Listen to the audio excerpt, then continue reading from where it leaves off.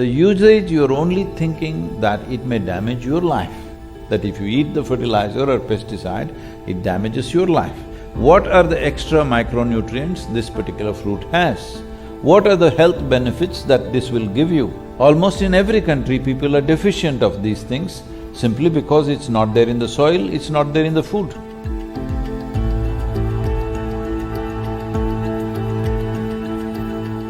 When the produce comes to the marketplace, right now, suppose if you go to the market, they say this apple is organic.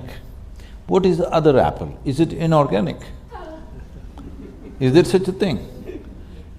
So, right now this complex thing of trying to check how much fertilizer, how much insecticide or how pesticide is in this apple is an impossible thing, believe me. Because on which day you applied it? When it was flowering, did you apply it? After it became a small fruit, did you apply it? After it became a big fruit, did you apply it? What season did you apply it? Did it rain on that day? Was it sunlight that day? All these things will determine how much of it actually gets into the produce, not exactly the usage. The usage, you're only thinking that it may damage your life, that if you eat the fertilizer or pesticide, it damages your life. This is like you're concerned about the fruit, but you're not concerned about the root. The fundamental principle that there should be organic content in the soil, because that is the food for the microbial life. Without that, we are starving them. If we starve them, they will starve us one day. It's just a question of time. So right now the concern is to keep the soil organisms alive, because only if they stay alive, we will all be alive, because we are just a consequence of that life. Even in terms of evolution, we are just a consequence of that. So, when the fruit or the vegetable comes to the marketplace, instead of marking it as organic and whatever else the rest is, if you mark it as this fruit comes from a field which has 3% organic content.